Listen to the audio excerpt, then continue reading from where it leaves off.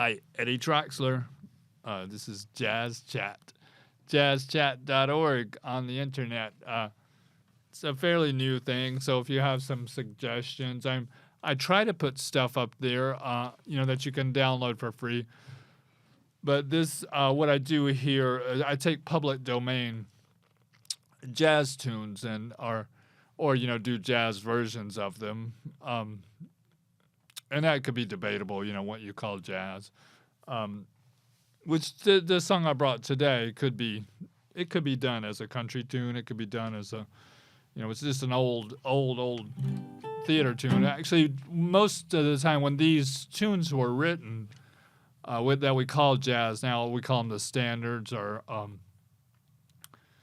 real book tunes. Sometimes you'll hear people call them. Or the Great American Songbook, I've heard it called. They were not. It wasn't called jazz when they were writing them. They were top 40. They were pop tunes. So it's debatable. Most of the time you think of jazz as swing tune,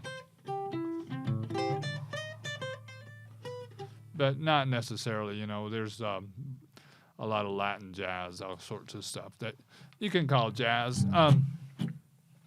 And if you would like to be on my show, feel free to give me a shout. We'll get you on here, and we can talk about whatever you want to. You can be a beginner. You can be an advanced player.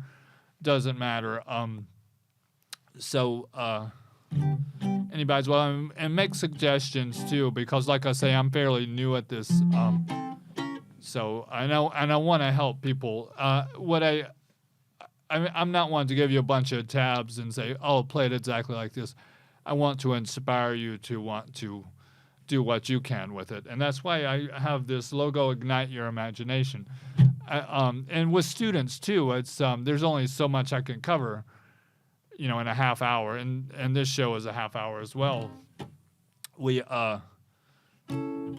I just want to inspire you to go home and practice, I hope. So today I brought My Blue Heaven.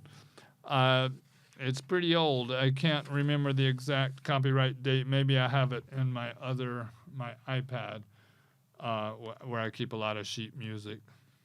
And if I have time, we're in Massachusetts. It's currently the November 6th. Also, now's the time to get those holiday tunes together. If you can get. I get a lot of solo gigs, senior centers. You can get art openings, all that type of stuff. But get those holiday tunes, polished up now so you don't go on them blind like I do a lot of times. I was telling my wife if I wore this shirt, they're going to expect me to play country music. So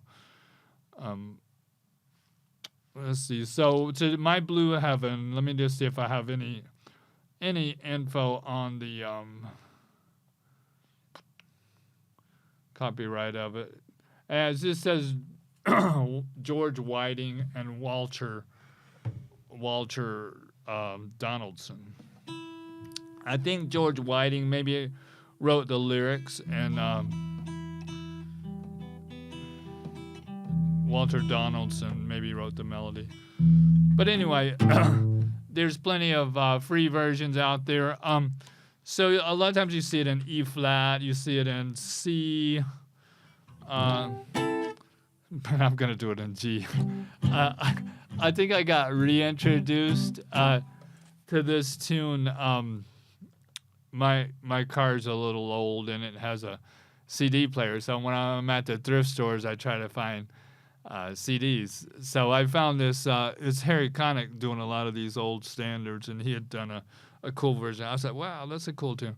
And I was kind of singing it a little bit, but it's really tough for me to sing in the key of C.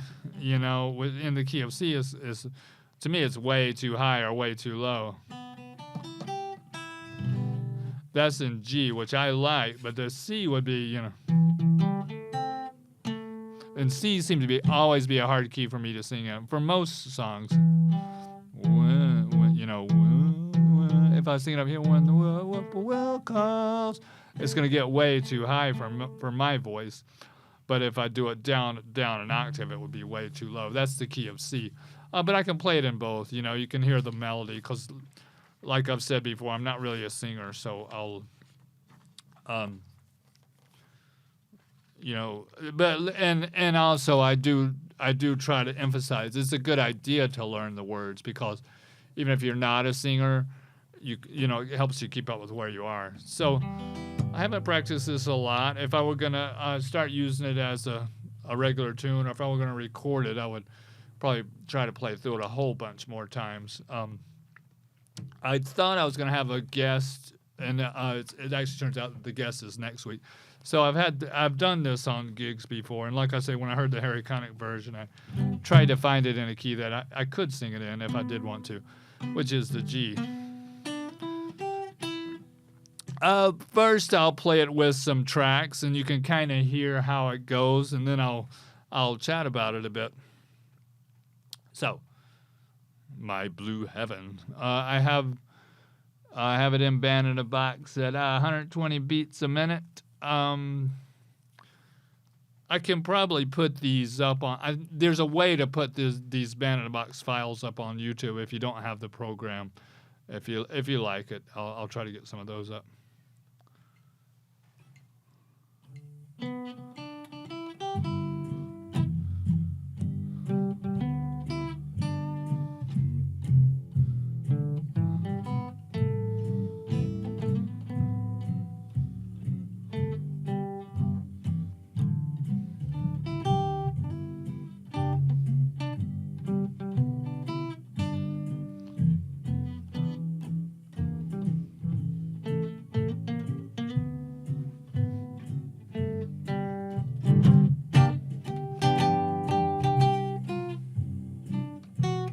F sharp there.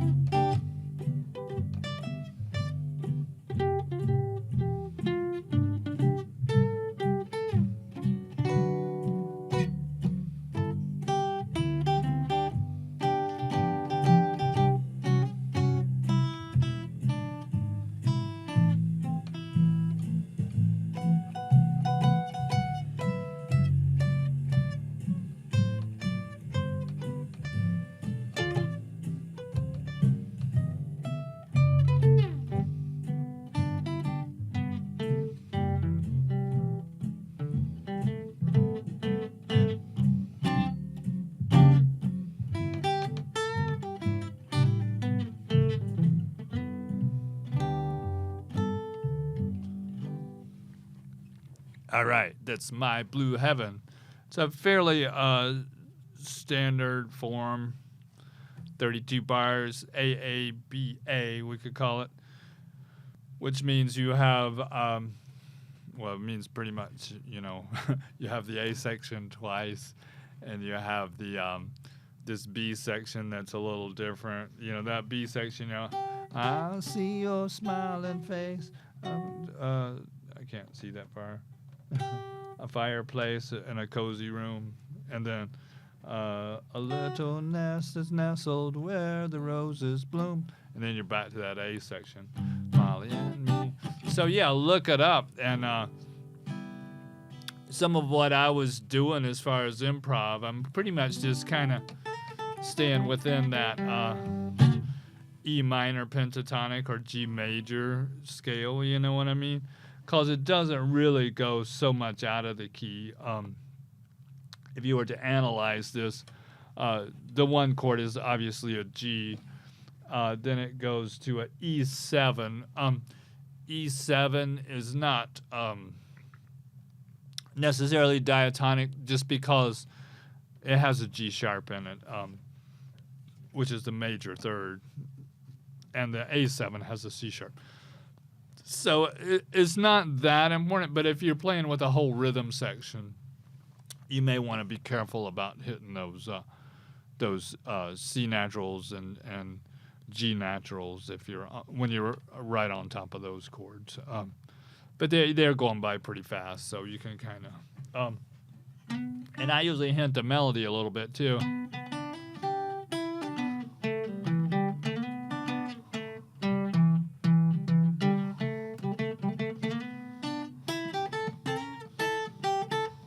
So yeah, I mean, I guess it depends on how long you've been playing, but if you've done a lot of jazz playing, it's a fairly straightforward tune. No big surprises. Mostly quarter notes, eighth notes. So you could knock this. You could learn this tune within a week and be performing it. And don't forget what key you're in, like I did when I first come out of that. I hit the F natural, but I could hear it right off the bat, so I was, oh, no. And you could do it up an octave, if you want to. So that's in the key of G. And it's, if I were going to sing it, I could sing in that key. When the whippoorwill calls, it's right there. And the morning is nigh. My blue heaven. That's the first verse. And then the next verse, I turn to the right. A little white light will lead you to my blue heaven. And I think for me, I don't, like I say, I'm not really a singer, but I've learned to kind of do chord solo stuff because I need a note to go by if I do try to sing it. So that kind of helps me a lot, and listen to a bunch of different versions. Like I say, I learned it from the Harry Connick version, but I believe a lot of maybe like Sinatra and those guys did it. I'm sure there's a ton of versions if you go online and look it up. You'll find some versions you like. So my blue heaven. Let me try it in C too, just because. We'll see it. You can decide what you like. Then the best way to learn these type of tunes is to do them in a bunch of different keys. So I'll change the key in this. There would be C. Same rhythm.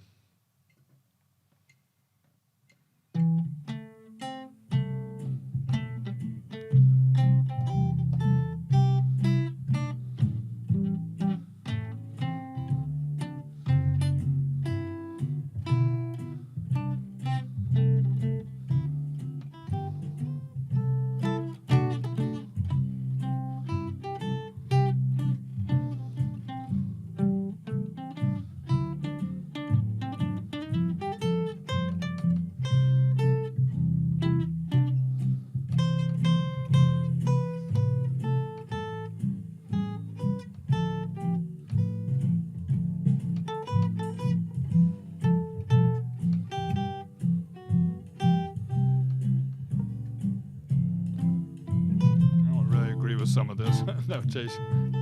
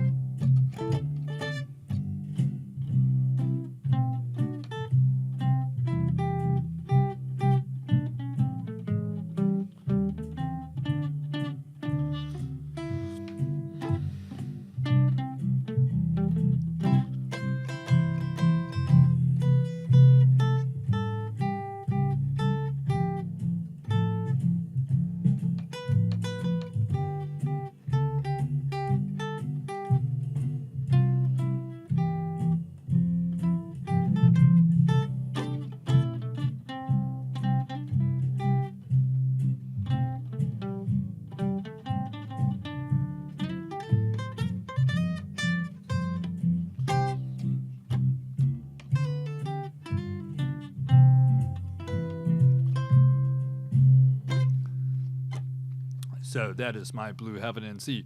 And you know that might, since it's a higher range, if you're just doing instrumental, it might cut through a little better. It depends on, you know, who you're playing with and where you. The G one, you know, you could play everything up an octave. It would get a little far up there, you know, but it would sound cool. So in those chords, so I'll go back. Let me go back to G. And I'll show you a little bit about how I'd comp that tune, and then hopefully I'll have time to give you a Christmas song. We got about a few minutes here.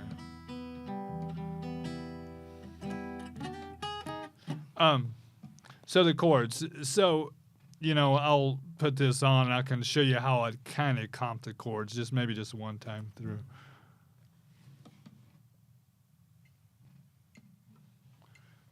So I have just a G chord, but I might fill that in. Slide down that E. A, D7, G.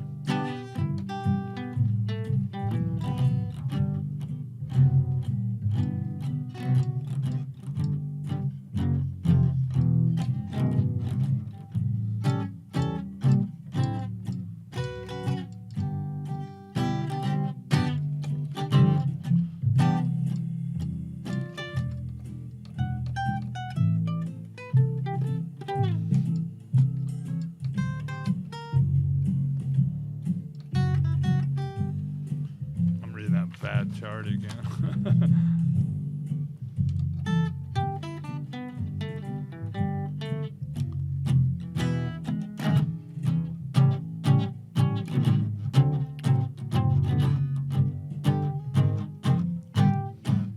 Do them one more time. That's the G, right? Stays on the G, but I might fill that in. Then you drop down to the E7, A7, D7 back to G, 2-5, A minor 7 D.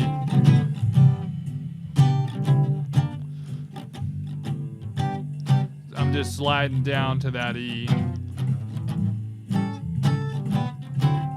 D7, G. C for the bridge. E, A, minor. D7, which most of the time I substitute a ninth.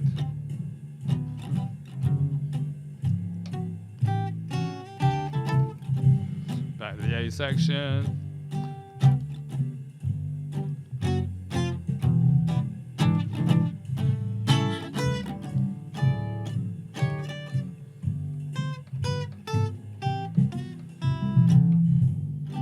All right, so I'm just gonna stop it there. So,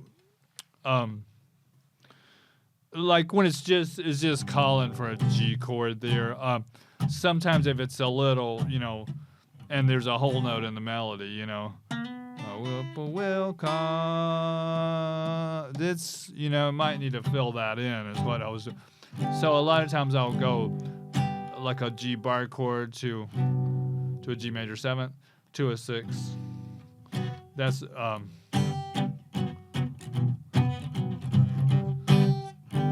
those shapes. You can get them out of my book.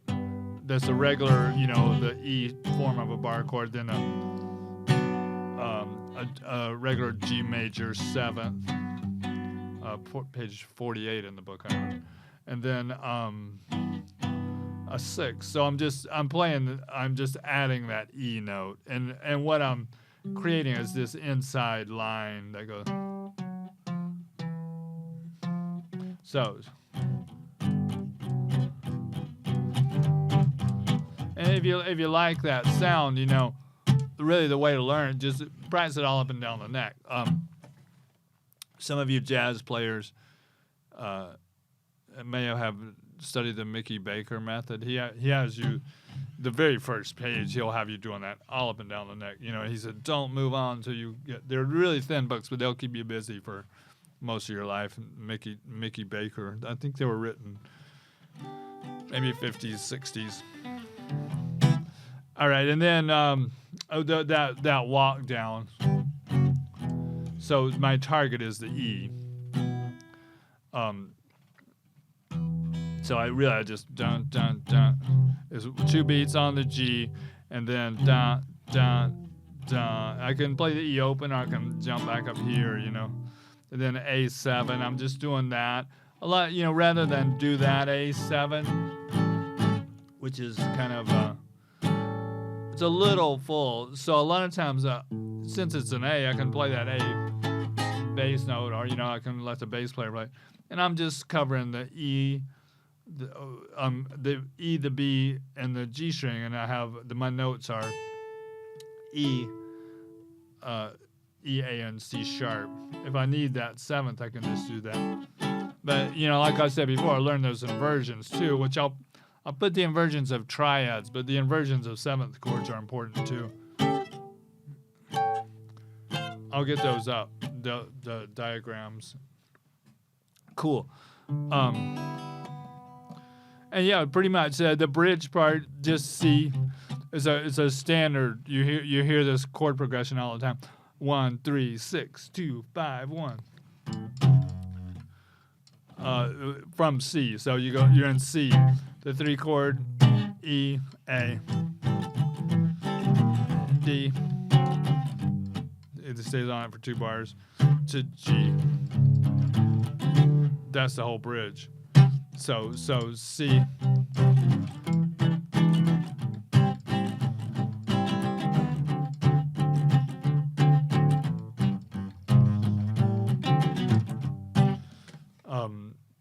Did you get that? So C 2 3 4 1 E7 A minor 2 measures D7 2 a G. That probably I'd walk that up. It's almost the same. The very first episode with me and Paul Luria. When Paul's coming back next week, we're going to do some different things. But we did 5 foot 2. It's almost that chord progression,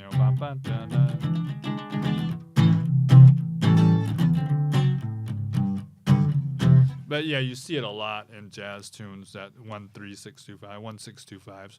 1-6-2-5s, you see it in old rock and roll too.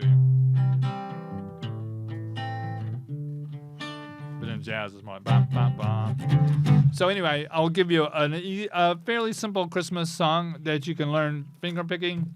I usually give this to my students. We have 5 minutes. Cutting it a little close. I'm going to put the actual sheet music up. And you can go on musescore.com and just type in my name. You'll have the sheet music. It's a good beginning, like classical guitar piece. Not that we have to stay with that technique, but just so it's these A minor really, and you're just doing that C B C A. And I didn't give you the tab, but so you can tab it out yourself if you need to, but learn to read those notes. And then my bass line. So that's the whole first part. I usually just start out. Then I start adding the bass.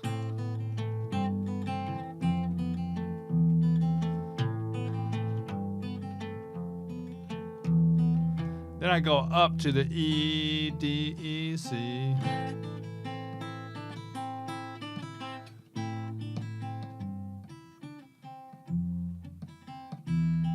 And then you're into this. So there's just 4 measures that. Then you're into this part. You go up to the A on the 5th fret, and I'm playing an A minor chord just so. And then you have this scale twice, the same scale. Back to the beginning. So that's it, and you can play as many times as you want through. We got about 3 minutes, so I'll try to do my best to play through that, and really feel free to contact me if you're really having trouble reading those notes. I might could tab it out for you, but I'll teach you how to do it.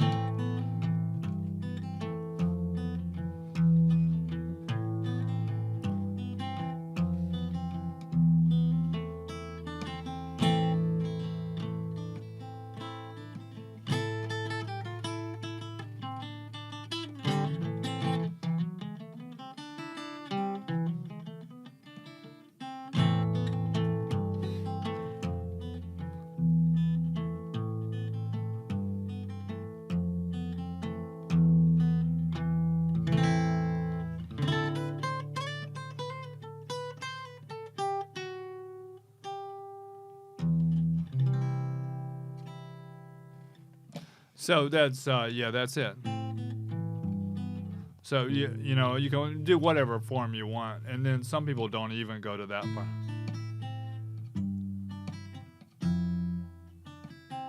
And the cool part about it, if you're playing it with another person, each part can fit over itself. So if someone's still doing and you know if somebody's not, you know, they're just more of a beginner, you could just have them do the bass, you know, 1, 2, 3, 1. It's in 3, 1, 2, 3, 1, 2, 3, bam, and the count for the other part, 1, 2, and 3, 1, 2, and 3, bam, da da da. So it kind of.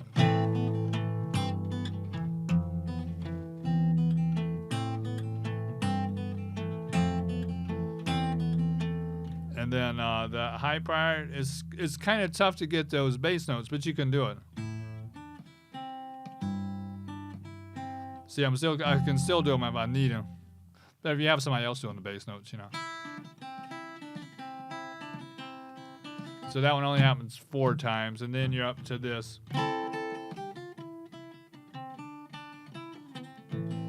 Then the scale. Just practice it a bunch of times, you'll have it. I'm right about out of time. Thank you so much for watching.